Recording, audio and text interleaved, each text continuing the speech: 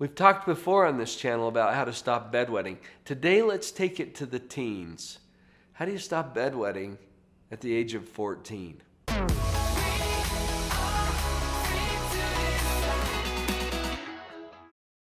Quite frankly, the other videos that I've done here about bedwetting, which you can find in a special playlist here on the channel, were geared toward the parents. I've talked to a lot of kids who are concerned about this. And for you as a teenager, what is it that you can do about this? Honestly, this is the kind of thing most teenagers don't want to talk much about. I wonder why that is. Let's just take the shame out of the equation, okay? This happens to a lot of kids. A lot of people your age are going through this. And there's some things that you can do that are fairly simple. Now, simple and easy aren't the same thing. I want you to know what's happening first. There are two causes for bedwetting. Two, and you have to have both of them in order to have the problem.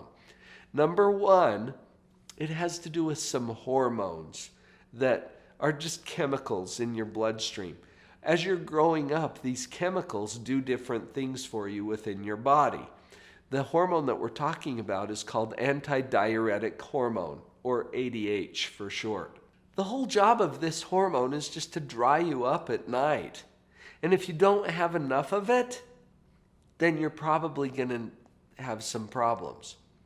Here's the other part of it though. Deep sleeping. I did a doctoral dissertation on bedwetting, and that's the whole question I was looking at. Is it harder to wake up kids who wet the bed than kids who don't? And guess what I found out? Yeah! It is harder. Parents will tell you this too, and you've probably noticed this for yourself. You're a deep sleeper, aren't you? Yeah. When you have both things going on, if you don't have enough of the hormone, and if you're a deep sleeper, you're probably going to be a bedwetter. And we get it from our parents. It's not your fault. You come by it honestly. So let's just put the shame aside and realize what's causing this. Now, if you have enough of the hormone, you'll get dried up enough that you don't have to get up and go at night anyway.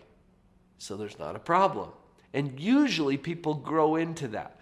I put age 14 on the title of this video because usually by 14, most kids have grown out of it. Now, is this good news or bad news? If you're still wetting the bed, and you're about 14 years old, you might be a little older, you might be a little younger. But this is where we expect most kids to be growing out of it. Now, some continue into adulthood. But here's the thing. If you're around that age, you're probably at a developmental stage that you could get on top of this, and it's going to be a little easier than it would be when you were younger. So that's good news. And I'll give you some ideas about how to do that here in just a minute. Go back to the causes for a minute. Let's say that you don't have enough of the hormone, but you're not a deep sleeper. Well, then you're going to get the signals coming up. See, you have nerve signals that come up from your bladder downstairs and knock on your brain. And they say, hey, we got an issue down here.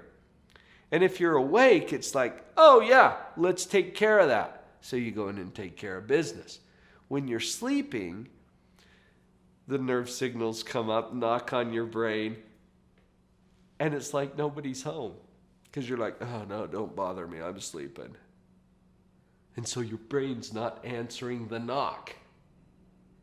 Does that make sense to you? And you sleep right through it. So the bladder that sent the signals up from the basement in the first place to knock on your brain, it's like, well, we still got an issue down here. We'll just take care of it ourselves if you're not going to get up and help us with this. And that's when we have the bedwetting. If your brain would wake up, then when it knocks, it'd be like, oh yeah, I can help you out, and you're going to go take care of business. So both of those things need to be in place for a bedwetting problem to happen. Now, it used to be that doctors, pediatricians or urologists or other people who treat this would administer some kind of a synthetic hormone. Usually it was a nasal spray or something that you just take before you go to bed. that medication would mimic what the hormone was supposed to do in the first place and dry you up for the night. It doesn't solve the problem. It just cures the symptom for a night. What if we attack it on this side? And this is the research that I got into in my dissertation. This is something you can totally do, but it's going to take some commitment. What if we could train your brain to wake you up when the knock comes? Then we could take care of the problem, right? Now your brain is able to do this, but it's going to take some training. I call it conditioning or habit training. And it's going to take some work to do it. Notice this. If there's something really important going on, you can wake up for it, right? Like a lot of times if your birthday's the next day, you don't have a hard time waking up on your birthday. Why? Because your brain is telling you, hey, that's important, pay attention to that. There's a little part of your brain that's telling you to ignore the knock from downstairs. That's the part we want to change, and we can train it to change. I've put together a training program to help you do this. It's called finallydry.info. finallydry.info. If you click over to that site, you're going to find that I'm offering an ebook that details the whole program. Here's the short version. We want to train your brain to wake up to the knock. How are we going to do that? One thing that we're going to do is going to sound totally counterintuitive to you. This is not going to make a whole lot of sense. You know how you've tried to restrict fluids? Not drink anything before you go to bed?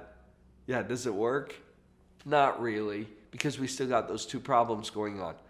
Actually, in the training program, we're going to push fluids a little bit. You're going to take a big old drink of water before you go to bed.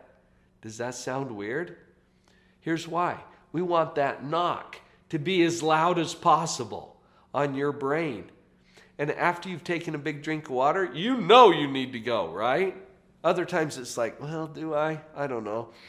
No, we want this to be very clear. You're probably going to have some accidents. That's okay. The training program actually uses an alarm system that wakes you up, and you're going to have to find one of these. Okay, there's a lot on the market. You can go do a search for a bedwetting alarm. I prefer the kind that's actually installed in some underwear because it's closer to the source. When moisture hits that alarm sensor, it sets off an alarm.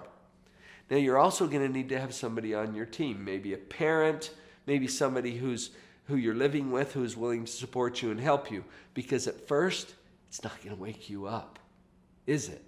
No, you're going to sleep right through it. That's what my research showed. Not a problem, as long as you have someone on your team who can wake you up.